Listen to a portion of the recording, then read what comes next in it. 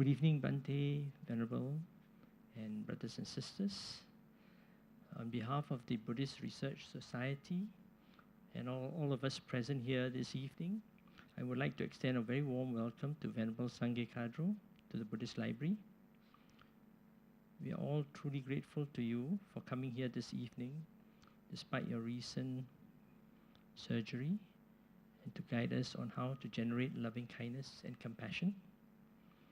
For the benefit of a few of us here who have come to listen to Venerable for the first time, let me present her credentials. Venerable is the author of a bestseller, How to Meditate. It was in 1973 that Venerable came into contact with the Dharma. The following year, Venerable attended a big Kalachakra initiation in Bodh Gaya. There was no translation. Nevertheless, Venerable found that it was a very powerful experience and was ordained in spring of that year. She had studied the Dharma under various teachers, including Lama Zopa, Lama Tupten and His Holiness the Dalai Lama. Venerable Sanye Khadro is one of the most experienced and inspiring Western Buddhist teachers, having taught throughout the world for over 30 years. Her audience includes many professionals and businessmen. She was a resident teacher at Amitabha Buddhist Center in Singapore for 11 years, from 1989 to 2000, and she regularly conducted Dharma classes at the Buddhist Library. This evening, Venerable will be guiding us on how to generate loving kindness and compassion in our meditation practice and daily life. Venerable, the audience is all yours. Thank you.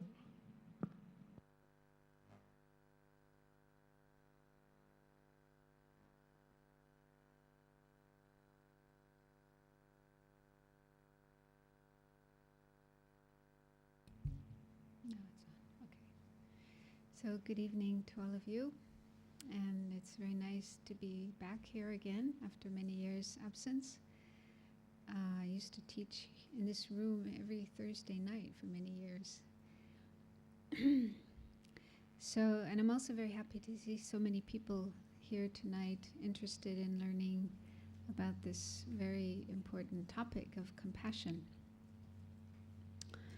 So what I plan to do is talk for a while to explain what is compassion. Then we'll do some meditation to get an experience of how to develop compassion.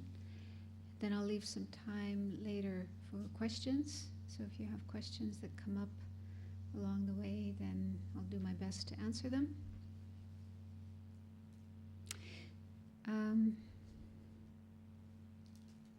So let's start by just spending a few minutes trying to generate a positive motivation as our reason for being here tonight, just in case we don't already have such a motivation. So my teachers in the Tibetan tradition always emphasize the importance of having a good motivation for the things that we do. And the best motivation that we can have is wishing to benefit others as much as we can. So whatever we do, if we do it with that motivation, thinking, I want to benefit others, I want to make my life helpful to others and not harm others, then that motivation makes everything that we do very meaningful and also very positive and very beneficial. So let's see if we can generate such a motivation as our reason for being here tonight. Because in that way, what we're doing here tonight will become beneficial, not only for ourselves, but also for others. So try to understand that everybody, all people and all beings, are basically the same in that we all wish for happiness, for good experiences, for peace, for freedom from suffering. Nobody wants to suffer. Nobody wants to experience pain or problems. Nobody wants to be hurt. Nobody wants to be sick. Nobody wants to die.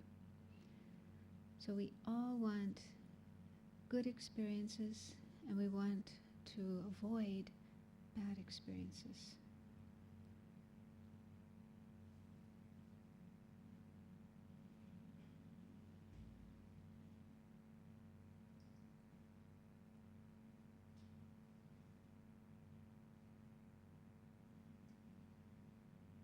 So if you're able to understand that, if you can accept that, then see if you can make your thoughts, your attitudes flow in accordance with that understanding, in the sense that try to feel that you would like to live your life in a way that you don't cause suffering or problems to others, and instead you help them as much as possible. Help them to be happier, help them to have less suffering.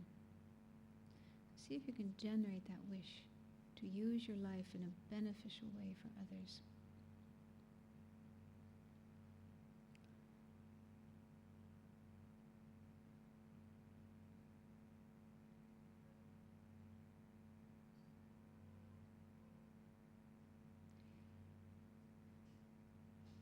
And then see if you can make that your reason or motivation for being here tonight. For example, you can think, may I learn something here tonight that will help me to be more helpful to others and to be less likely to hurt others or cause problems to others.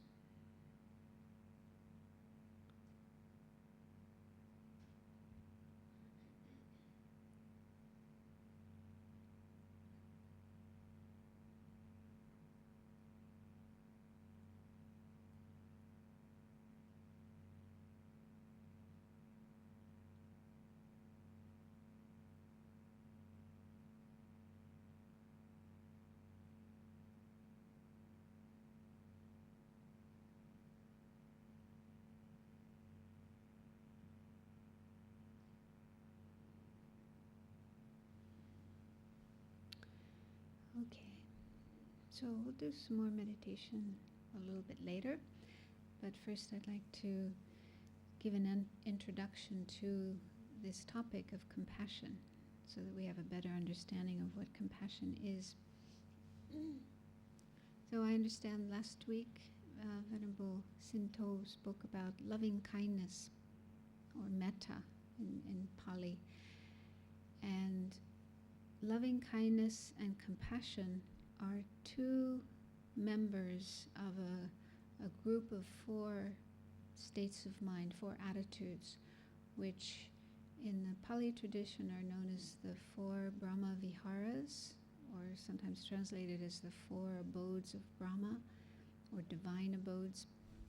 And in the Tibetan tradition, we call these the 4 immeasurable thoughts.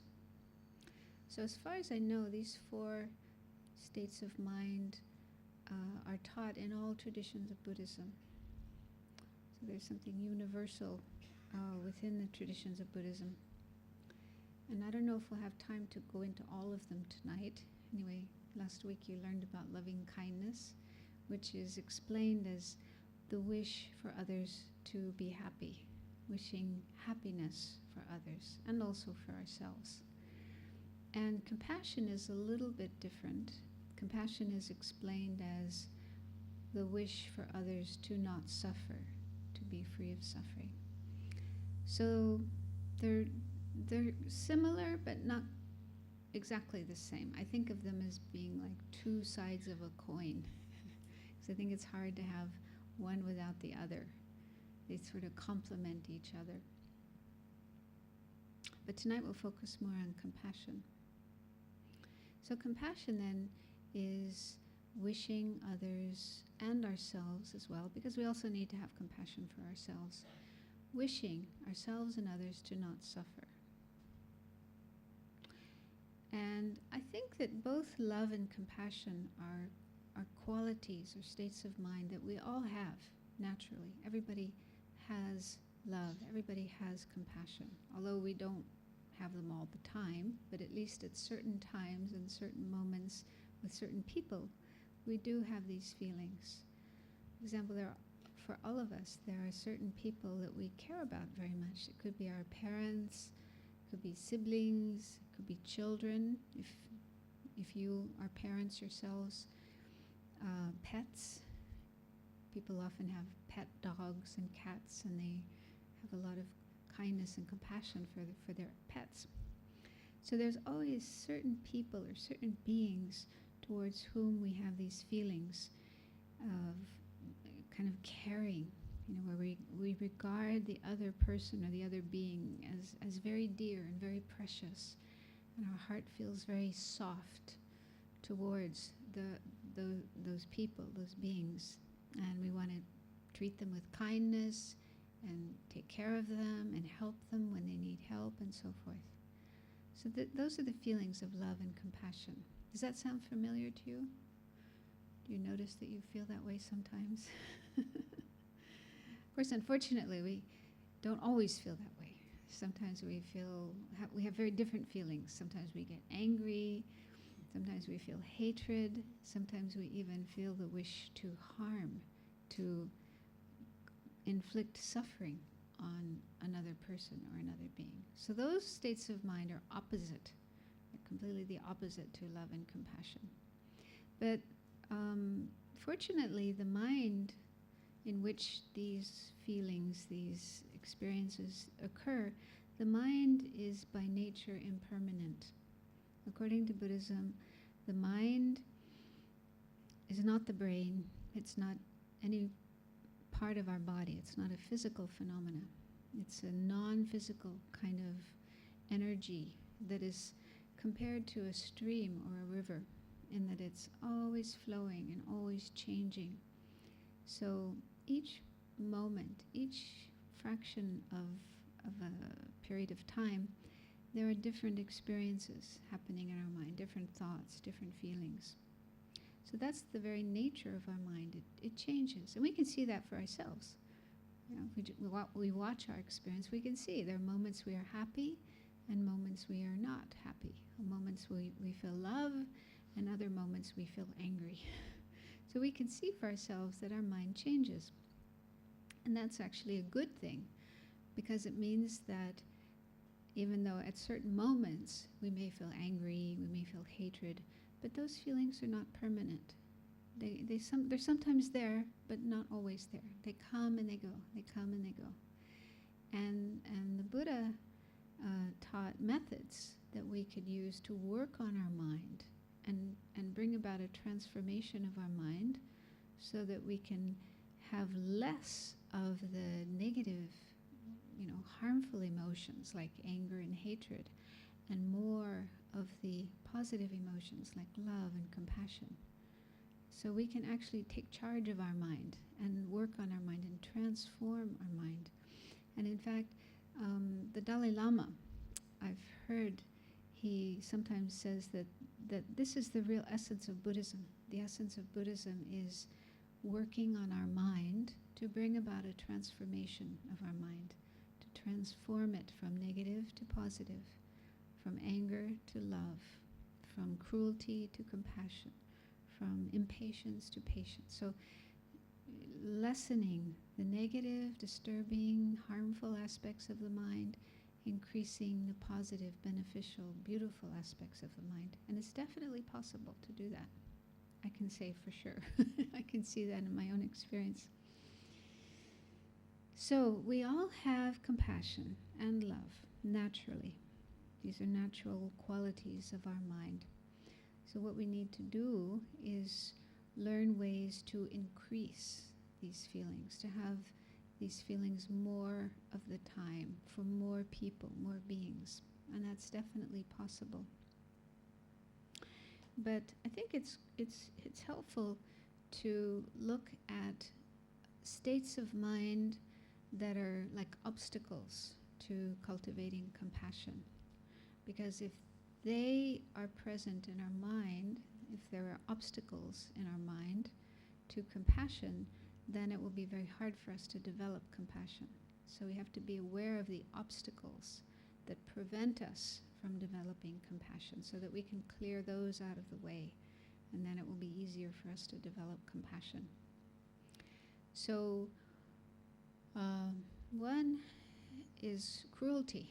This is actually said to be the enemy of compassion, the opposite of compassion. Cruelty is when we actually want to cause suffering to another person. So we might feel that way sometimes when we're really angry at somebody, feel real anger, hatred towards another person or another being, and we might even have thoughts or feelings of wanting to make that person suffer.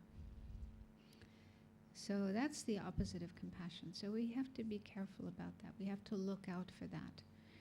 And it can also arise if we feel happy when somebody else is suffering. So even if we ourselves aren't inflicting suffering on somebody, but if there's somebody we don't like, somebody we're really angry at, maybe we hear a story about how this person met with some misfortune, something bad happened to this person, and inside we might go, hee hee, you know, happy, feel happy about that. So that's cruelty, right? So, I mean, it's natural that that would arise because we're not Buddhas, right? We're not already enlightened beings. We still are ordinary beings, and we still have these disturbing states of mind. And so we need to look out for them. And if they do arise, at least recognize that that is not a good state of mind. That state of mind is not something I want to develop, cultivate more and more, but work on decreasing that. Then another state of mind which is similar to compassion, but it's not exactly the same, is what we call pity. And for some people, pity and compassion are the same. We can't really see any difference. It could be a problem of semantics as well, just vocabulary. But there are two states of mind that look a little bit similar, but are not similar. So one explanation of the difference between pity and compassion was given by an American Buddhist teacher, Stephen Levine, who practiced Vipassana meditation. He's written many books. He has done a lot of work with dying people. So in one of his books, he explained the difference between pity and compassion as when our fear touches another person's suffering, that is pity. When our love touches another person's suffering, that is compassion. So pity is more involved with fear. Compassion is more involved with love. So the way I understand it, I mean, you might have your own understanding, but my understanding of what he's saying is that, we might see somebody who's suffering. Let's say maybe somebody was hit by a car, they had an accident, and there's a person lying there on the ground and maybe blood coming out, and it looks quite scary, quite terrible. And if we feel afraid, which is quite understandable, the sight of blood can be quite scary. So if we feel afraid, and then our fear might cause us to keep a distance, like we don't want to get too close because of our fear, right? And so we might stand back, and we feel some sadness, where we realize this person has been hurt and is suffering, and we might feel the wish to help them, but because of our fear, we might not, get involved in helping them. Yeah? So fear can cause us to keep the person at a distance, to keep a distance between ourselves and the other person. Or another way it could arise is, let's say we see a beggar, a person who's very dirty, wearing very raggedy clothes and very poor looking, and again we might feel a kind of fear, I don't want to get too close to that person because I might get dirty. Some of their dirt might rub off on me. So again, that's another way that pity could arise. We might feel sad for this person and want to help this person, but there's this kind of feeling of distance, and also a bit of looking down on, like feeling a bit superior and looking down, oh, this poor, miserable person who's so beneath me, so below me. So this is what we call being condescending, feeling somewhat superior and looking down on. So those are examples of feelings that may look like compassion, but it's not genuine compassion. It's more this quality of pity, right? On the other hand, compassion, real, genuine compassion, is when we feel love. Now, you could probably think of an example in your own experience. If you're a parent, for example, and you naturally love your children very much. So if one of your children has fallen down and hurt themselves and they're crying, you don't sort of keep them at a distance. You immediately rush up to them and pick them up in your arms, and you do anything you can to relieve your child's suffering. You'll drop everything you're doing and take care of your child, even taking your child to the hospital, whatever is needed, okay? So there's no fear there. There's just immediately going right in and getting very close to the person who's suffering and doing whatever you can do to relieve their suffering. You sort of forget about yourself, your own needs, and you're just there for the other person. So that's compassion. Compassion is without fear. It's very courageous. It's like we're willing to get close, to get involved, and to do what needs to be done in order to relieve the suffering of this person or being. Could be an animal as well. Of course, compassion also needs to be balanced with wisdom. Wisdom in the sense that if the person or the being needs help, like if they've really been injured, we need to have wisdom in the sense of doing the right thing. Because sometimes if we're not careful, we might make things worse. Like if the person's been injured, we have to be very careful how we touch them, how we handle them. Otherwise we could, cause them even more pain or hurt them even more. So ideally we balance compassion with wisdom. Compassion meaning we want to help them, and wisdom is we do the right thing, right? And if we can't help them ourselves, we can always call for help, call an ambulance, right? So, but compassion then is mainly that state of mind, that feeling, that attitude of recognizing that someone needs help, they're suffering, and really wanting to get close, to get involved, and to do what we can to help them be free of suffering. Although this is talking about when we're actually in the presence of somebody who's suffering, but we can also have compassion for people who are far away. When we hear stories, for example, in the news of some disaster that happened somewhere, or people who are refugees, could be on the other side of the world. And it doesn't mean we have to jump on an airplane and immediately go there and help. Of course, if we can do that, that's great. But for many of us, that's not possible. So even if we don't get involved in a very direct way, in an immediate way, we can still feel compassion. Okay, we can still have the feeling of compassion for those people, and feel their suffering and feel the wish for them to be free of suffering. Okay, so those are some things to be aware of, to look out for when we're working on compassion. So we need to be careful, be aware of cruelty, which is totally the opposite of compassion, and also pity, which can look like compassion, but isn't exactly compassion.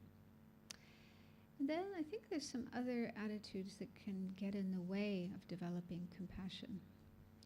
One is a tendency to be in denial about suffering. Because in order to have compassion, compassion means wishing others to be free of suffering. So to have compassion, we have to be willing to see suffering, to recognize suffering, to acknowledge suffering. And sometimes we don't, right? Sometimes we don't want to look at suffering. We don't want to think about suffering. Well, we want to be happy, right? Looking at suffering can make us feel kind of unhappy and depressed. And And we don't want to look at it, so we want to look the other way and just look at beautiful things and nice things and just enjoy ourselves. So this is what I would call denial. Denial means not willing to acknowledge something that's really there, that's really true, that really exists. And it's quite understandable that this would happen, because like I say, when we do open our eyes and look at suffering and become aware of suffering, it can make us feel quite sad. It's hard to be happy while you're aware of suffering. So this is a tricky thing. In fact, I read in one of the books of the Dalai Lama, he said that people who have a tendency towards depression, a lot of people suffer from depression. He says people who have a tendency to feel depressed, maybe it's better not to think about suffering too much because it can just make you more depressed. And that's not helpful. Okay, it's not helpful to become depressed. And that's not the purpose either. I mean, the Buddha did talk a lot about suffering. It was his first teaching, the Four Noble Truths. The very first truth is the truth of suffering. And he pointed out all the different kinds of suffering that exist in the world, in our lives. So the Buddha did talk about suffering, and he wanted us to look at suffering. So it is an important aspect of the Buddhist teachings. But when the Buddha talked about suffering, is it because he wanted us to be miserable, to be depressed? Yeah, did he want us to just go around feeling miserable all the time? No, I don't think so. His purpose in talking about suffering was just to make us aware that it does exist, so that we don't deny it. We stop being in denial about suffering, and that we open our eyes and accept it and acknowledge it. But then we have to use our awareness of suffering in a positive way, not to become depressed, but to do what needs to be done to free ourselves from suffering and to free others from suffering, to do something about suffering. Because if we just deny it, if we just turn away and we don't look at it and we pretend that it's not there, it's not going to go away.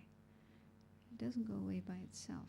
So we have to look at it, we have to acknowledge it, we have to see it, and then we can do something about it, right? So this, a tendency to deny suffering can be another obstacle to compassion. Does that make sense? Because if we're not willing to acknowledge the existence of suffering, then we won't be able to generate compassion, because we don't want to see suffering.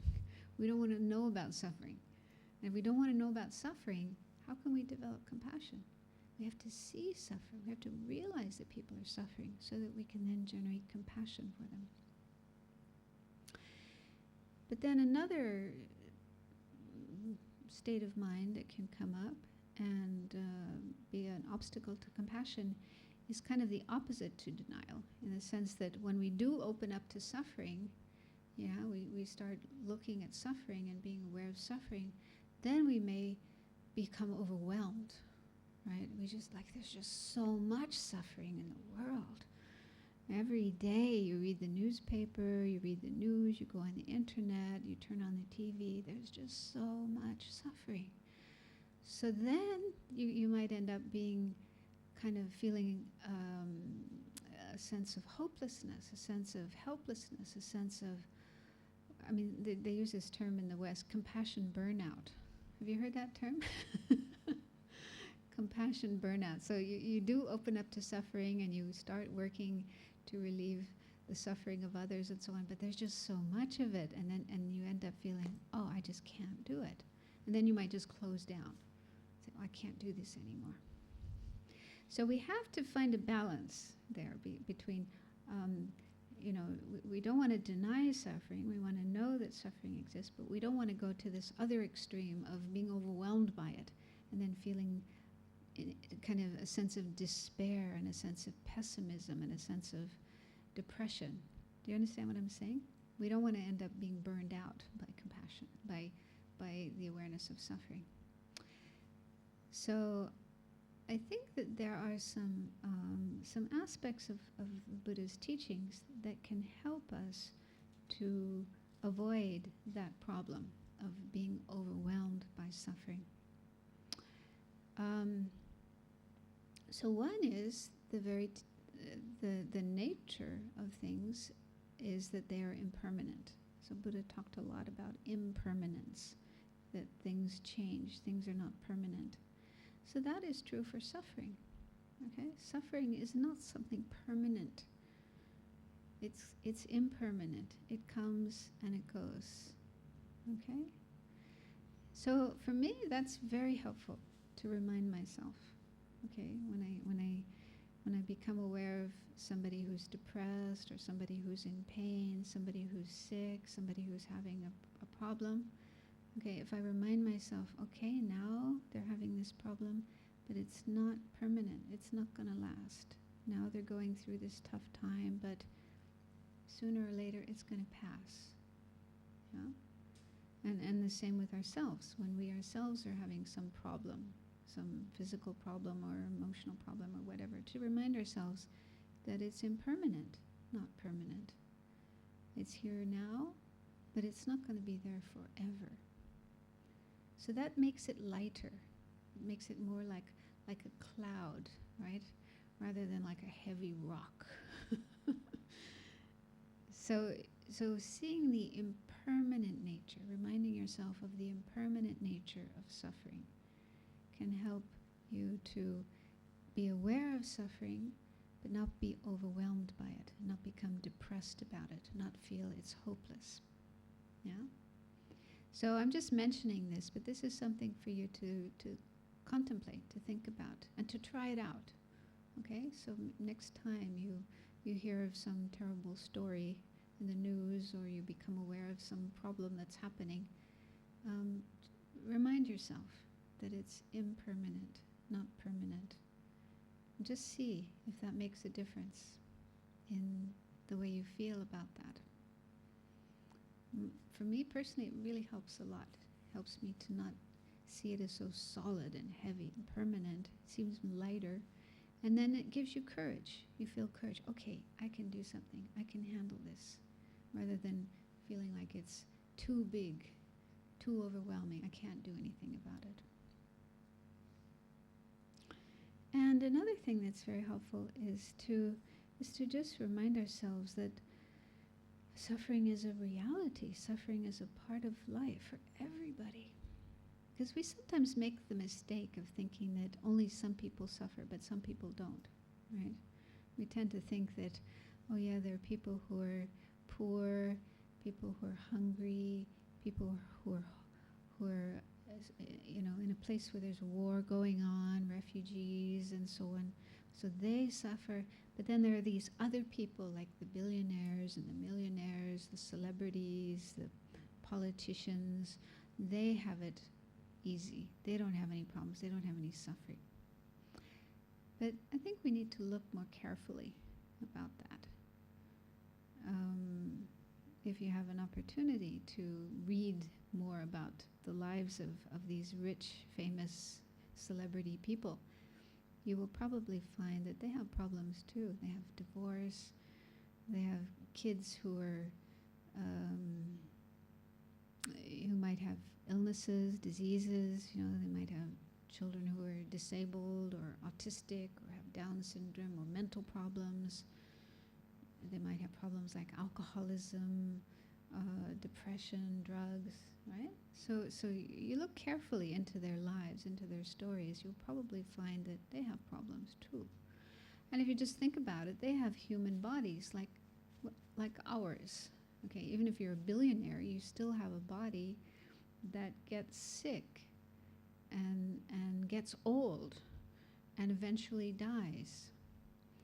So they're not free of those kind of problems. Right? So suffering is a part of everybody's life, okay? Not just some people. There's different kinds of suffering. So the rich have their kinds of suffering, the poor have their kinds of suffering, but everybody has some kind of suffering. Nobody's free, except the Buddhas, of course, the enlightened beings, those who have attained enlightenment and nirvana. They don't have problems. But the majority of people in the world are still just ordinary beings, and we do have problems. So that can be helpful, just to see that the pervasiveness of suffering, and that it isn't found only in some places with some people, but it's part of our human life, our human world, our human reality. Okay? So the more we come to see that, the more we come to accept that, the more comfortable we become with suffering. It takes time. It's something to get used to. Another thing I find helpful to think about is that suffering and problems are not necessarily bad, right? Because it depends on how you deal with suffering. Depends on what you do with it. But it's possible that going through some bad experience can actually turn out good. Just for example, one person that I know, an American guy, he told me that when he was just in his 20s, he got cancer. I forget which part of the body it was, but anyway, cancer. And he said it was the best thing that happened to him in his life, which, might sound rather surprising, but he said that because of having cancer, he got close again with his family, because he had to stay with his family while he was going through treatment and recovering and so forth. And during that period of time, he was able to mend problems that he had with his family. So prior to that time, he didn't get along very well with his family, his parents, his siblings, and so on. But during the experience of cancer, he and his family healed their problems, and they became the relationship became much, much better. So that was one benefit of having cancer. And the other one was that he became interested in meditation, in spiritual teaching, spiritual practice. He started doing meditation, and then it seems that his cancer was cured. When I met him, he looked completely healthy and fine, and he even became a monk. He became a Buddhist monk, and now he's studying in a Tibetan monastery in India.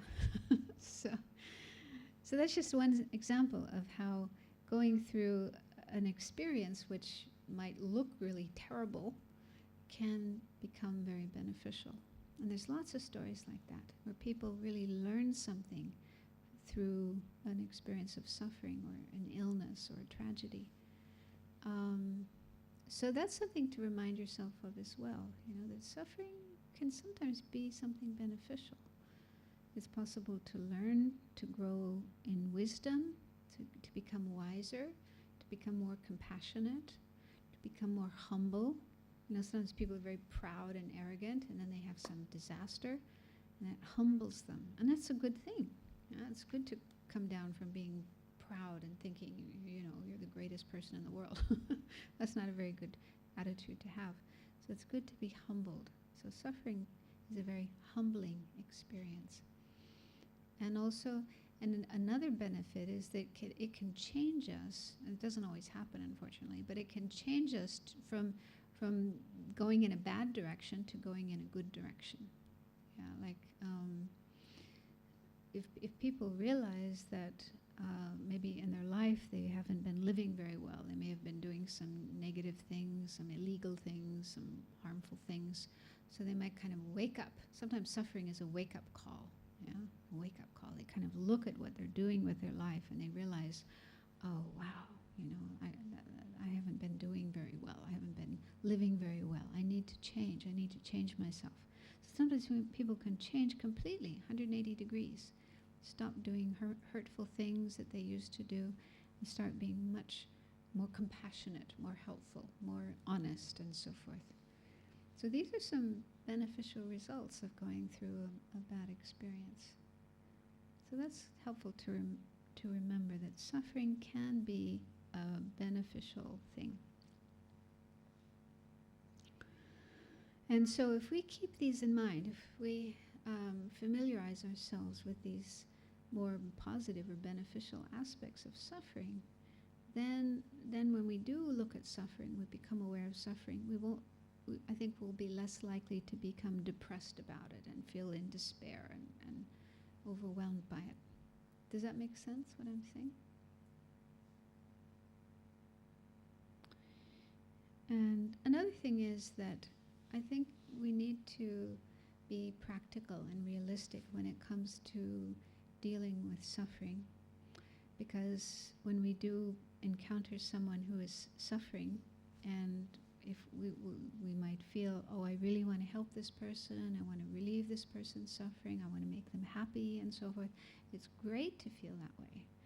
However, we also have to be realistic and know our limitations. We have to accept that even though we feel this strong wish to relieve their suffering, we have to accept that we may not be able to do so. Okay? So it says that even the Buddha, the Buddha who is free of all limitations, all problems, all faults, and has all these incredible qualities, even the Buddha cannot remove somebody else's suffering, cannot take away their suffering. That is not possible, because each person is responsible for their own suffering. This is the Buddhist teaching on karma, or cause and effect, that we are the heirs of our own actions in the past. So whatever suffering we experience in our life is mainly due to actions or karma which we created in the past. And the past doesn't necessarily mean this lifetime. It could be the previous life, or it could be many, many lifetimes before. So as a result of doing hurtful actions, negative actions, unwise actions in the past, in this lifetime we encounter problems. So this is the original source, the original cause of problems. There could also be things in this life as well. Like you might have the karma to get a certain illness, but you still need to have contact with that virus or that, the conditions for that illness to come about. So there's various causes and conditions, but it says that the main cause is our own karma. So if a person is suffering, the main cause for their suffering is karma, or actions which they themselves created in the past. And becoming free of that suffering, we might be able to help in a certain way, to a certain degree. We might be able to help them. But depending on that karma, how strong it is, how complicated it is, it may not be possible. For example, there might be somebody who's dying of cancer. And the doctors will probably do everything they possibly can to save that person's life, and the family and friends and everybody around will also do whatever they can, give the right medicines and nutrients and prayers and so forth, do everything to help that person stay alive. But it may not work, may not happen. The person might die. And so the reason for this is because their karma is too strong. The karma just isn't there for them to be cured, to be free of that sickness. But still, all those things that are done for that person can be helpful. Okay, they might help the person to be in a physically more comfortable, and also emotionally, mentally more peaceful, more accepting of their situation. So it's still good to do what we can to help the person, right? But we have to accept that we may not be able to eliminate their suffering. Does that make sense, what I'm saying? So when it comes to having compassion and working with others who are suffering, this is very, very important, because otherwise sometimes people, I know this for myself, sometimes you feel like, I must take care of this person, I must make this person free of suffering, and you work so hard, you try so hard, and it doesn't work. And then you may blame yourself.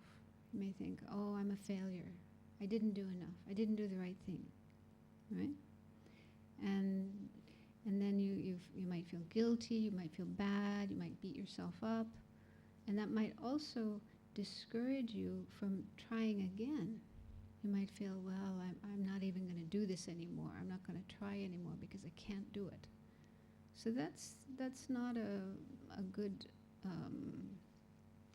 way of thinking. It's not a wise way of thinking. Instead, it's better to think, okay, this person is suffering.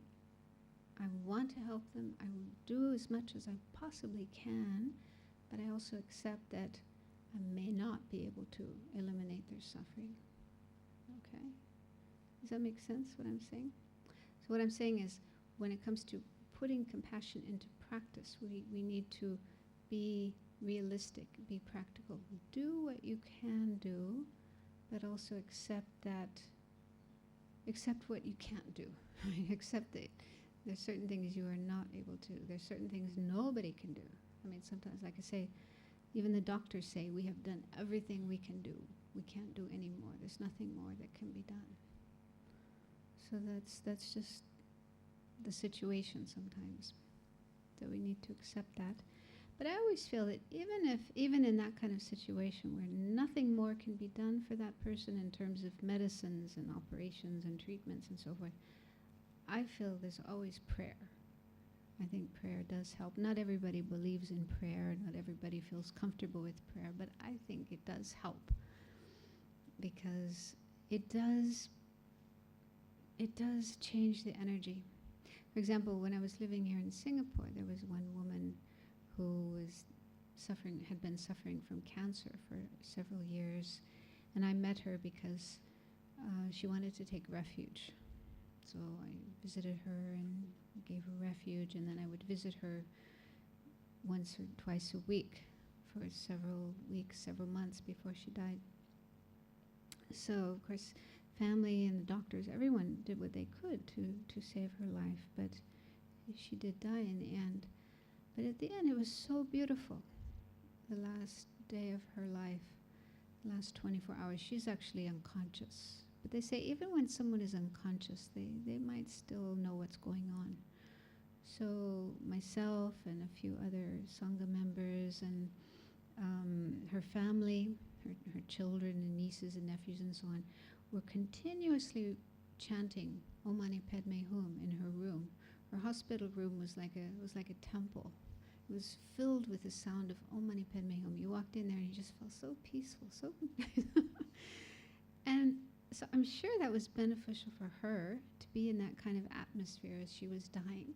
And I felt it was also beneficial for her family and friends, because otherwise, you're just sitting there feeling hopeless. You don't know what to do. You feel terrible. You feel sad. So you're doing something. You're chanting. You're praying, and that puts you into a really nice state of mind. Okay, so I think it was a beneficial thing to do for everybody, for the person who was dying as well as for the survivors, the people who were left behind, to pray. So I really believe that there's always that. If nothing else can be done, you can always do that. And also, prayer doesn't have to be done out loud. It can be done silently. You can pray silently in your mind. You can meditate, and just do it in your mind. Nobody else has to know what you're doing. So there's always something that you can do to benefit somebody who's suffering. Okay, so now,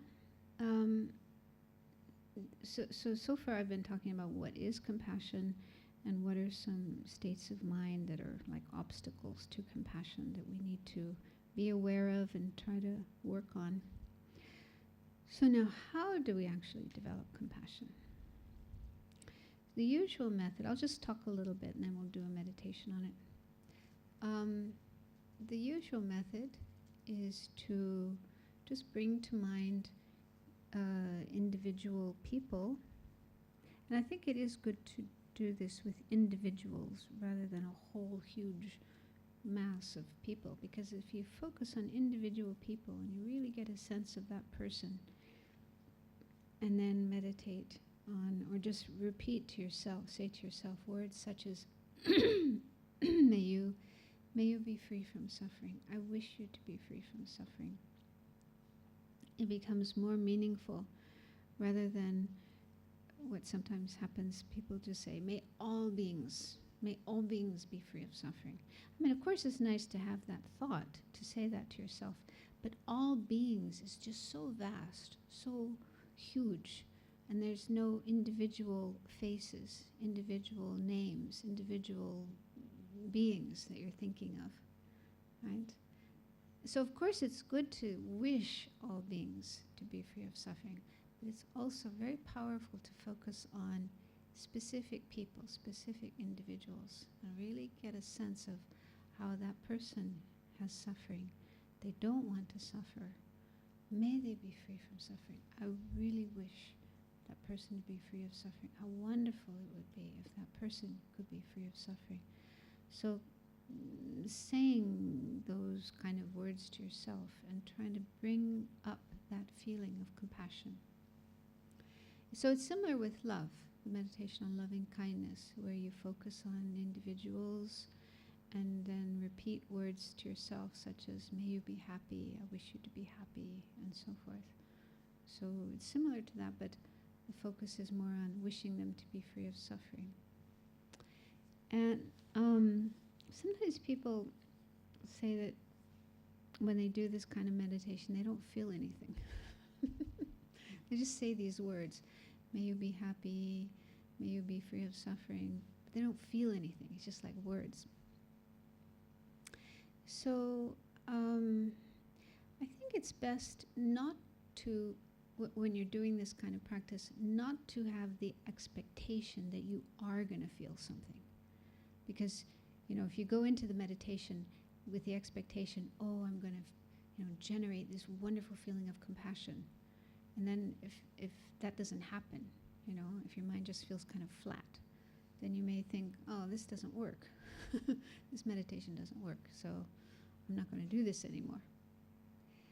So generally, with any kind of meditation, it's said that we shouldn't have expectations. Don't sit down and start a meditation with the expectation of something that's going to happen. I'm going to sit here and something's going to happen. I'm going to feel love. I'm going to feel compassion. I'm going to feel bliss. I'm going to feel peace. So if you go into a meditation like that, you're probably not going to get anything. Because having expectations, that attitude itself kind of pushes away possible experiences. Because our mind is kind of grasping. And if we have that grasping mind, grasping at some experience, we're actually pushing it away. So it's best to try not to have any expectations at all and just do the practice. Just do it. And be happy with whatever happens. So even if you sit there for 5 minutes or even 30 minutes or even 1 hour saying to yourself, may this person be happy, may that person be happy, may everybody in the West be happy, may everybody in Singapore be happy, and nothing happens in the sense of some kind of wonderful feeling coming up in your mind. Don't worry. It's okay. It's good enough just that you've made that effort, just that you've spent that time sitting there and trying to generate loving kindness, compassion. And if you keep doing this, you will start to experience something. You will notice, slowly, like drop by drop, your mind will become more soft, more loving, more compassion. It happens slowly, bit by bit, rather than when, this huge, fantastic, wonderful experience of universal, unconditional love for everybody in the universe. I don't think it happens like that for anybody. But just little by little bit by little bit, your mind starts to open up, feel more warm, more compassionate, more kind. So it's better to understand meditation in that way. Yeah, just keep doing it, even if you just do it 5 minutes a day or 5 minutes a week.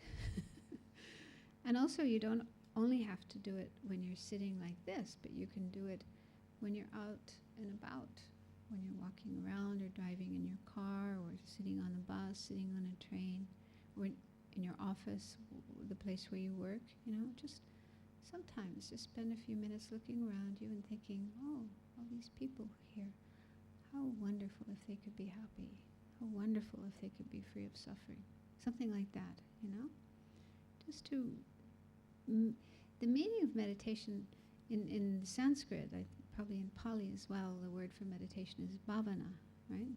And bhavana has the meaning of cultivating.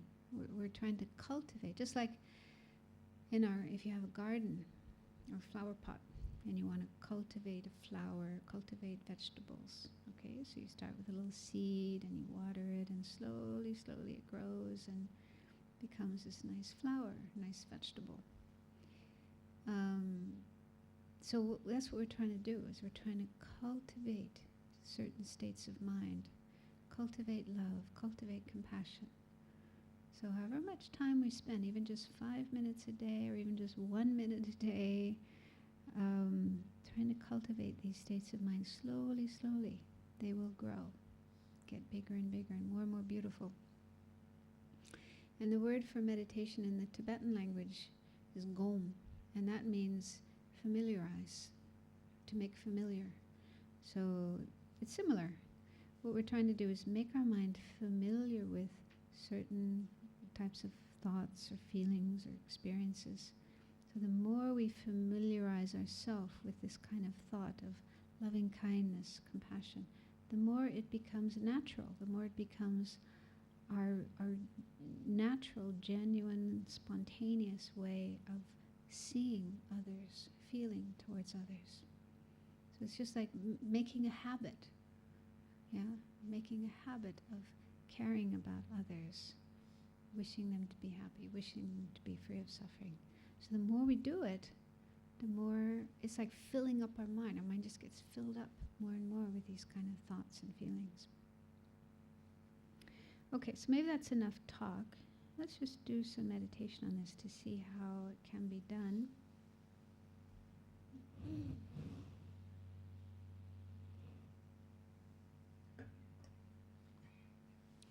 So make yourselves comfortable.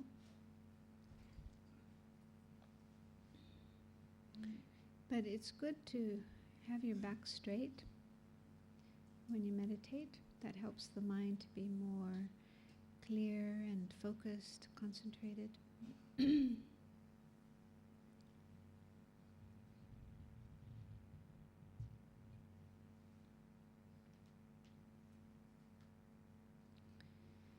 And you can keep your eyes closed if you wish, but it can also be a little dangerous to close our eyes, especially at the end of the day. If you've been working hard all day, close your eyes, you might fall asleep.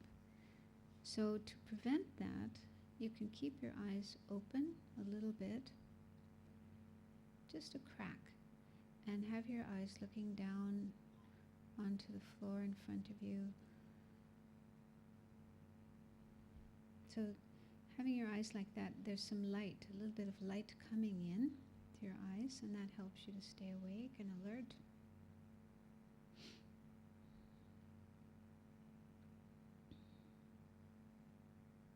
So let your body relax. Try not to be tense anywhere in your body. Let your shoulders relax. Let all your muscles relax while still keeping your back straight.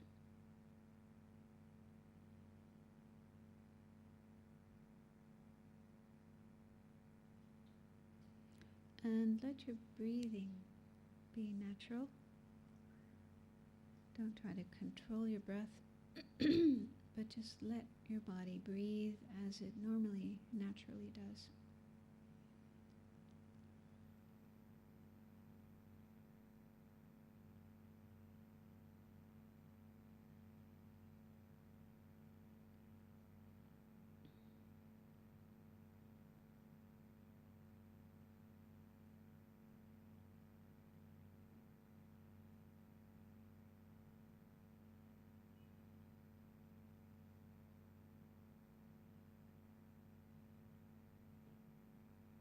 And check to see if in your mind there are any thoughts that are not related to the meditation that we're doing. For example, you might be thinking about something that happened during the day today, or you might be thinking about what you're going to do after our class tonight.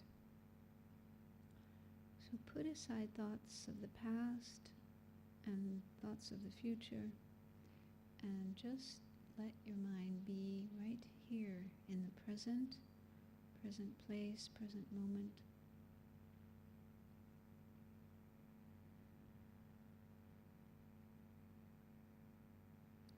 And see if you can make the determination that you will keep your mind focused on this meditation as best you can and not let your mind get distracted by other thoughts.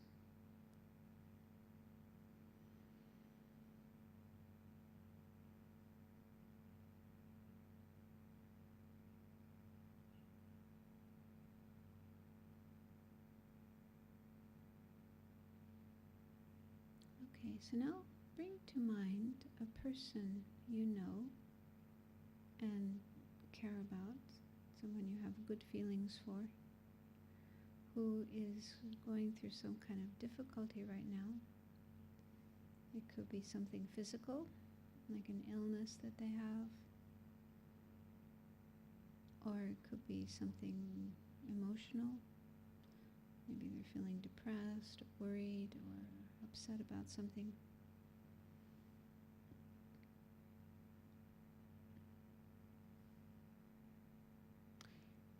And it's good if you can have a mental picture of this person. You can imagine that the person is sitting in front of you, or you can think of the person wherever they might be right now.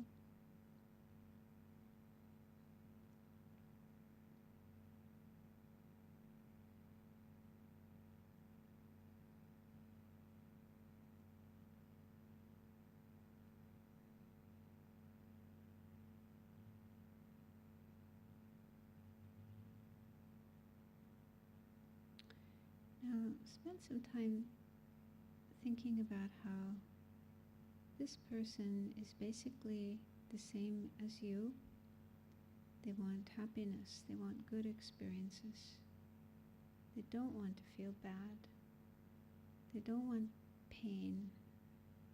They don't want unhappiness. They don't want problems.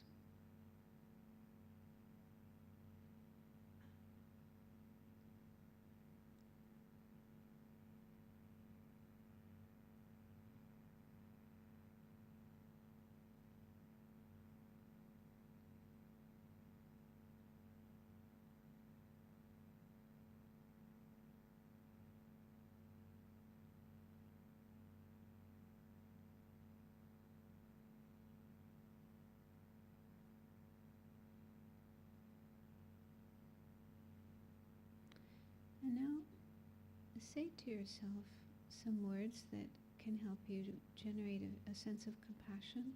But again, don't expect that you will actually feel compassion. It's enough just to say these words to yourself. So you could use words like, may you be free from your suffering, or how wonderful it would be if you didn't have to suffer, or I wish that you could be free from your suffering. So you can choose whichever words you are most comfortable with. Just spend a few minutes repeating those words to yourself, thinking of this person, directing your attention towards this person.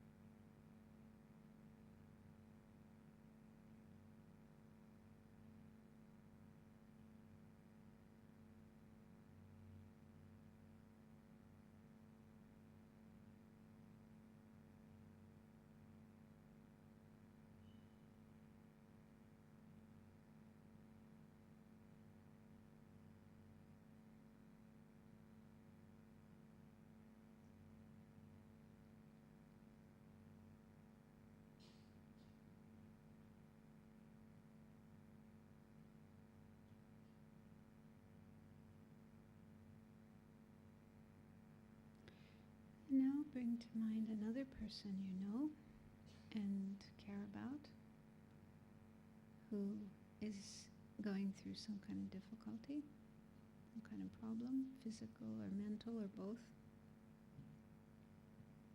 And go through the same process, trying to have a mental picture of that person in front of you or wherever they are right now. And then contemplating that they don't want to suffer. They don't like the suffering that they're going through. They would like to be free of it. And then try to generate the feeling of compassion or empathy, you can also call it. Understanding their suffering, wishing them to be free of suffering. So just use whatever words are helpful for you to generate that state of mind.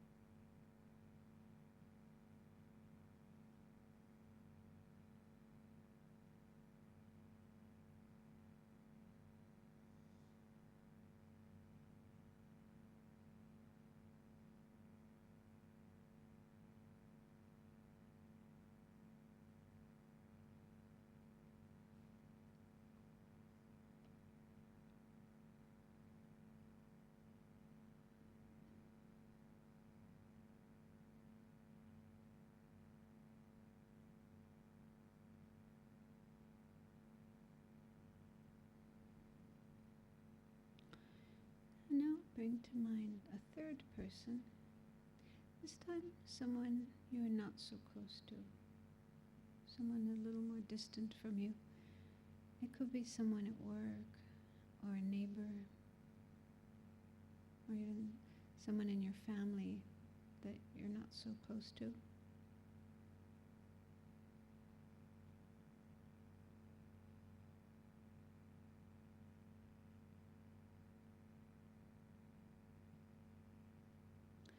And again, have a mental picture of this person in front of you or wherever they are right now.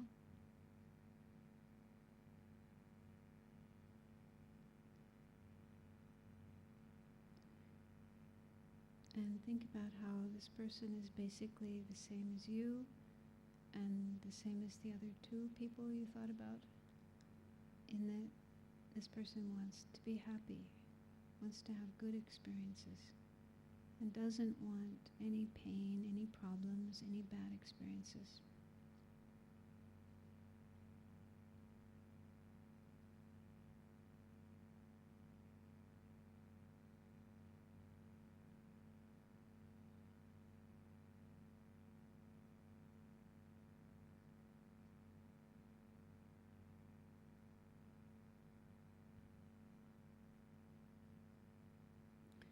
But in spite of not wanting to have bad experiences, the person does have problems.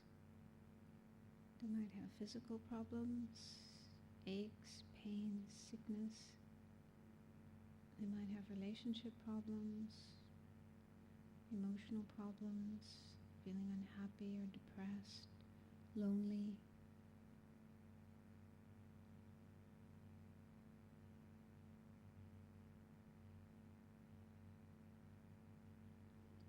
So see if you can generate compassion for this person. Again, just say to yourself words such as,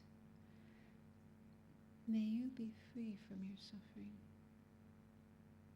How wonderful if you didn't have to suffer. I wish that you could be free from your suffering." So use whatever words you are most comfortable with and just repeat those words to yourself.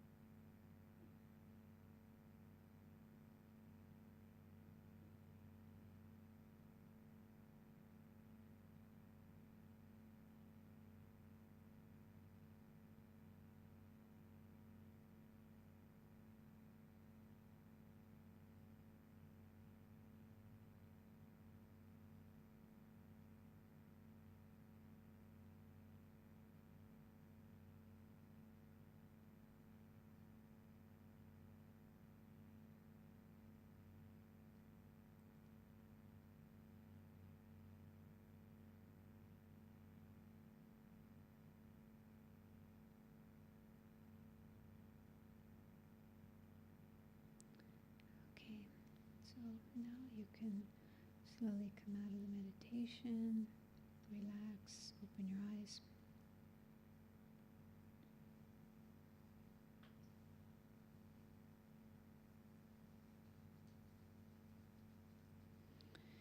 So that's just to give you some idea on how to meditate on compassion, how to generate compassion. And everybody is different, so for some people doing the meditation for 5 minutes might be the maximum amount of time they can do, and their mind gets distracted or they fall asleep. So like I say, even if you can just do for 5 minutes, that's very good. But if you can do longer, then that's even better. And if you do have more time, you can spend more time, then you can bring to mind more people, more individuals. And it's said that we should start with people that we find it easy to feel compassion for. So people we already know, we already love, we already care about. And it's easy to generate compassion for them. Then once we're more familiar with generating compassion for people we know and love, then we can start working on people who are more distant from us, so-called strangers. It doesn't have to be total strangers. It could be, like I said, people in your neighborhood or people at work, but you're not really, really close to them. So they're a little more distant, but, relatively easy to generate compassion for them. Then with more familiarity with the practice, you can start working on the more difficult people. So that could be people we dislike, we find irritating, we find annoying. So don't, it might be too difficult to generate compassion for them right away, but the more you work on generating compassion, the easier it is to feel it even for difficult people. But even with the difficult people, there's probably degrees. So don't start with your worst enemy. Start with someone you just have some little bit of dislike for, and gradually work on the more difficult ones, and then eventually you can get to your worst enemy. So again, it's a question of making your mind familiar with this way of feeling towards others, starting with the easier ones and then gradually going to the more difficult ones. And for some, like people who may have hurt you, for example, or who have hurt people you care about, your friends, your family, people who have done really horrible things. So people like that, it's very difficult to feel compassion. It might take years, it might take your whole life before you are able to feel compassion for them. But ideally, according to Buddhism, but I think it's probably true for all religions, all spiritual traditions, the ideal thing is to be able to feel love and compassion for everybody, even enemies, even people who do terrible things. They deserve compassion too. And in fact, if we keep our heart closed to even one person, one being, if we refuse to feel love and compassion for even one being, we won't be able to reach enlightenment. Yeah, we're actually stopping ourselves from enlightenment. To be enlightened, we have to open our heart to everybody, however difficult it may be. But of course it takes time. We have to give ourselves time. So like I said, it may take years and years and years, or even lifetimes, to be able to forgive someone who's done something really terrible and get to the point where we can open our heart to that person and feel love and compassion for them. But it's well worth it.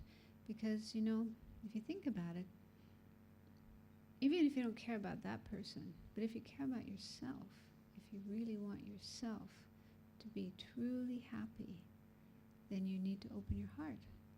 Because if you don't, if you hang on to feelings of anger, feelings of hatred, feelings of criticalness, feelings of non-forgiveness, then you're making yourself suffer. Have you ever realized that? You're keeping those painful feelings in your heart, and those painful feelings are making you suffer. They're painful for you. Does that make sense? So you're not allowing yourself to be truly happy as long as you hold on to negative feelings of anger, aversion, hatred. You're making yourself suffer. So maybe you don't accept what I'm saying, but think about it. Think about it. And if you realize that, yeah, holding on to those bad feelings is painful for me, I want to stop feeling this way. So then you will at least feel, I want to stop hating that person. I want to learn to forgive that person. I want to gradually get to, even to think one day I would like to forgive that person and be able to feel compassion and love for that person. I can't do it now, but one day I would like to be there, you know. So then you have a goal, you're working towards that. But even that is fantastic to feel that way, because unfortunately some people don't feel that way. Some people say, I never want to forgive that person. I will never forgive that person. I will always hate that person. They don't even want to change. And they don't realize how much they're making themselves suffer by doing that. So if we can see that, like I think in one of the books of Jack Kornfield, an American teacher, Vipassana teacher, he said something about how holding somebody out of our heart, closing our heart to somebody is so painful. Is so painful. So if you can realize that, how painful it is to not have love, to not have compassion for somebody, then you'll want to change. You'll want to do something about this. But it may take time to get to that point. Okay, so there's a little bit of time left, so if any of you have a question you would like to ask, please.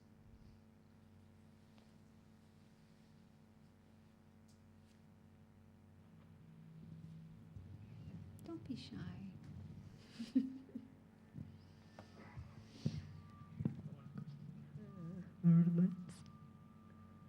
If when we're doing the imagination of the person coming up, if we get too emotional, like when we see the suffering of the person and we get very, very emotional, should we continue the meditation, or should we do something to tame down? What kind of emotion are you talking about? Like very sad, No.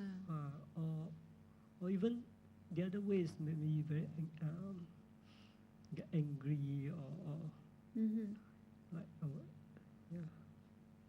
I think it's mainly very sad. Yeah. Yeah, when you saw that the suffer. Yeah. in a way, it's good to have that sad feeling rather than not feeling anything. Yeah, just being cold and unfeeling and indifferent. It's good to feel sad, but it's not good to let yourself get overwhelmed by the sadness. So you could remind yourself of some of these things I mentioned earlier, like, okay, now this person is suffering, but it's not going to last forever. Suffering is not permanent, not forever. It will change, and maybe something good will come out of this suffering. It may not be such a terrible thing. Maybe the person will learn something from it. And also, it's interesting when it comes to this kind of feeling of sadness for somebody else's suffering. It's good to ask ourselves, who am I really feeling sad for? Am I feeling sad for that person, or am I feeling sad for myself? You know what I'm saying? It's like, it could be that we are sort of projecting our own suffering onto that person. Actually, that person might be doing quite okay, they're not really suffering that much, but we suffer because we see them. We can't bear to see their suffering. You know what I'm saying? So that's something to look at. Yeah. So is the person really suffering as much as I think they are, or am I just kind of imagining, projecting? Like, oh, if that was me, how terrible that would be. But actually, maybe the person isn't really suffering that much. So it's something to experiment with, to investigate. Like, for example, when it's very common for people to feel sad when someone has passed away, someone has died, and they feel so sad and they cry. And they might think they're sad for that person who passed away, but if they really check carefully, they might recognize that actually they're crying for themselves. I'm crying because that person isn't there anymore. I miss them so much. You know what I'm saying? So it's sometimes our own suffering that we are feeling sad about, rather than the other person's suffering. So that's something to just check, just investigate, okay? You might learn something very interesting from that. Anybody else?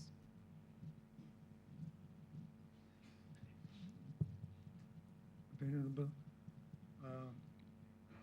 can you advise about methods of meditation with respect to one's practice? I believe that each individual may find certain methods more conducive to one's practice. In which case, how do we go about finding out what is a method that is conducive to each individual? Do we have to go through the different practices before we can hit upon one that is suitable? In relation to this practice of compassion,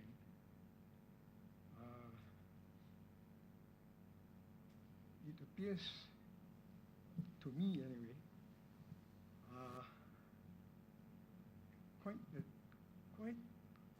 quite a difficult method. Maybe I haven't been practicing much in it. So perhaps I haven't got that feeling. I feel that, as you mentioned, it will take a fair bit of time. So could we have some guidance on this? Mm. Yeah, I mean, here we only had an hour and a half to talk about this topic. It's a big topic.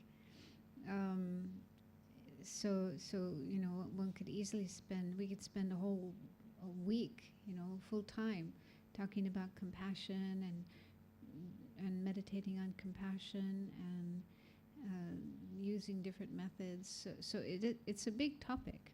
Yeah. So actually each topic in the Buddha's teachings is quite a whole big thing in itself, a big field in itself. So, but here our time is very limited. So I don't know if maybe there are retreats which focus only on compassion, or maybe like on the 4 Brahma Viharas. Maybe you could attend a retreat and learn more about these meditations and maybe different ways of doing the meditation. So don't expect that just in this one session tonight you've learned everything there is to learn about compassion. There's a lot more to learn. So if you find it a interesting topic and something you would like to pursue, then try to go to other retreats, read other books, and so forth. So there are different methods. I haven't been living in Singapore for a long time, so I don't know what's going on here. I can't direct you where you could go, but don't give up if you found this. And as you were talking, I remembered Ajahn Brahm, who I think often comes here to Singapore to teach, hearing him, or maybe it was in one of his books, saying that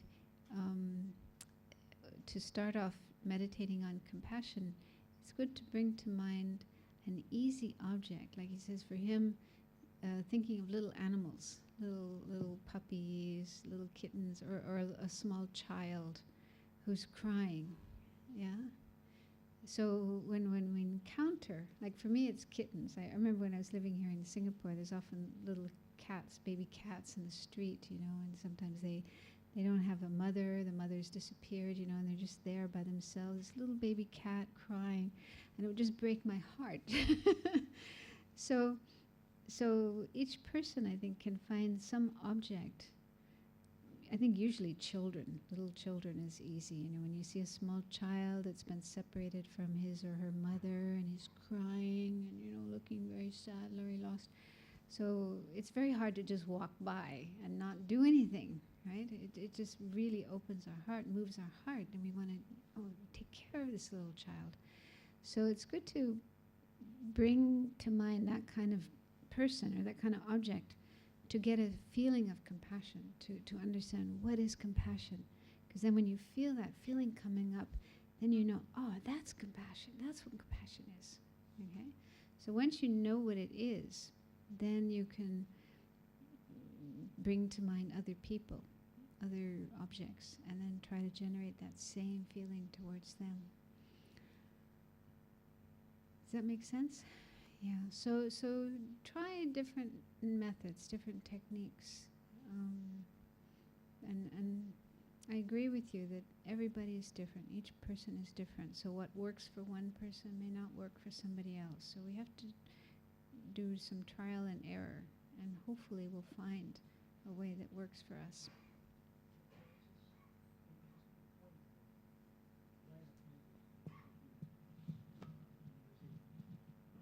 Why I find difficulty in using compassion as a method, because in the practice of meditation, one is anapanasati, object of which is to establish a certain degree of calmness, stillness, and from that develop the next stage. One actually, it's easier from my sort of exposure to have this, to cultivate this feeling of calmness, where you can, after some length of practice, one can at least experience the calmness after some time. And the stillness of mind, the objective is there through the concentration on your breathing. But with compassion, you sort of, how to put it, you want to develop that frame of mind of compassion, and you change from one object to another object, and so on. So that sort of, how to put it, where is the aim of obtaining stillness? Is the stillness an essential part of meditation? I can't see that relationship. Mm-hmm. Maybe it's a habit, I don't know. Mm.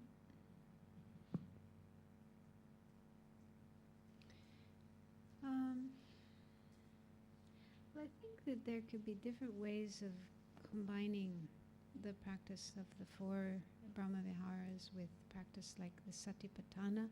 One is that they could be done at different times to complement each other, because sometimes the practice of Satipatthana, mindfulness practice, or Vipassana practice can be somewhat dry, a little bit dry, and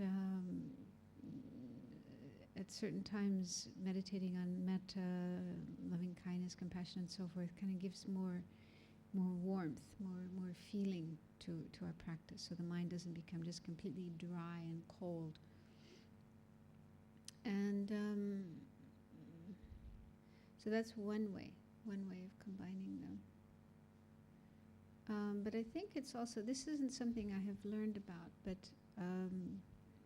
it's also said that you can use these 4 immeasurable thoughts as themselves as an object of meditation for cultivating concentration. So you would first, as I understand it, this is how it's explained in the Tibetan tradition, for example, you would meditate on loving kindness and generate this feeling of loving kindness for all living beings. And once you have that state of mind, then you use that as your object of concentration instead of the breath. It's another object, to focus the mind on and develop concentration. So there's many, many different objects of meditation taught by the Buddha, not only the breath, but many, many objects. And it's a way of having these different objects, these different kinds of meditations, makes the mind really rich and full. We need to develop many, many qualities of the mind in order for our mind to become fully developed, fully enlightened. So only meditating on one object and not ever doing any other meditation is a bit narrow in focus. So they complement each other. There are different ways of cultivating different aspects of the mind. Okay, so I think maybe we should stop. One more last question? Okay. Venerable, could you please share us some experience in your early life? This experience make you truly believe in Buddhism? An experience from my early life that made me believe in Buddhism. Well, I guess the first thing that comes to mind is that when I was young, I was aware of suffering. And I was very much troubled by suffering. And I didn't really find answers that were satisfying to me. Like, for example, when I was a teenager, my country, America, was involved in the war in Vietnam. And for me, this was very, very troubling. I just had so many questions, like, why? Why do people have to do this?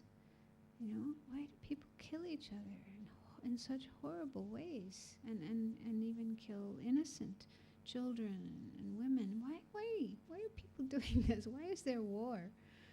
And there were so many other problems as well that I was aware of.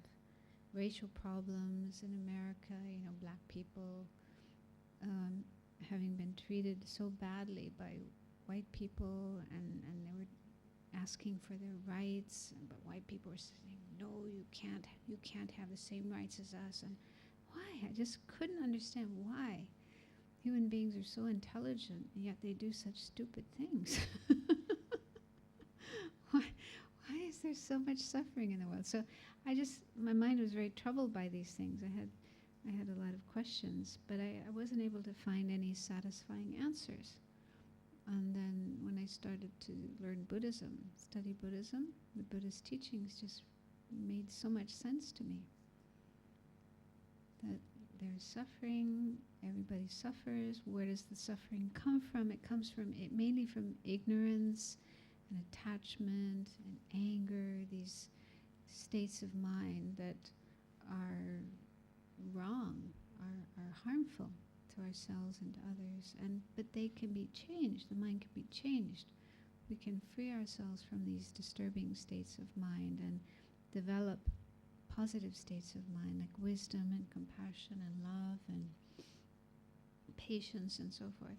So we can work on our mind and change our mind, and then we can be free of suffering ourselves, and we can help others to be free of suffering. So it just made so much sense to me. It just Buddhist teachings provided answers to these questions that I had that were really troubling to me. And but I think too that over the years, meditating, practicing meditation, studying, working with the Buddhist teachings, trying to put them into practice, I could see that they do work. I mean, I'm not enlightened. I'm a long way from enlightenment. But I can see that I have changed. I have improved. My mind is much better, much happier, less suffering. So I can't, then that gives me confidence that if I keep practicing like this, if I keep studying more and practicing more, working on my mind, then things will get better and better, not worse. So that's what gives me confidence in the Buddhist teachings. They make sense and they work.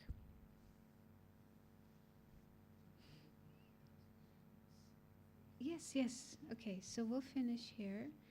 And let's just take a few minutes to dedicate. We can do this just mentally. Dedicate the positive energy, or we say transfer the merit, the positive energy that we've created by coming together here tonight and spending this time thinking about and doing some meditation on the Buddhist teachings, in particular how to have more compassion.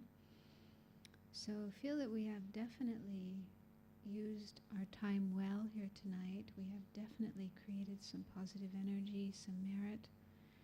And now let's share this merit with others, with all other people, all other beings.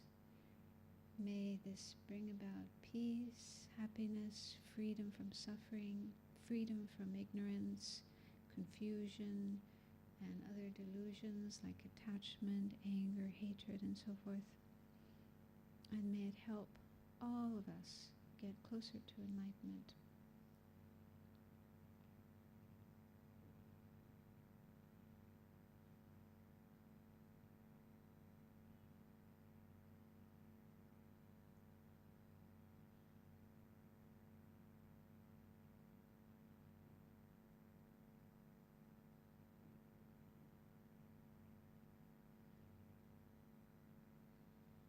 Okay, thank you very much.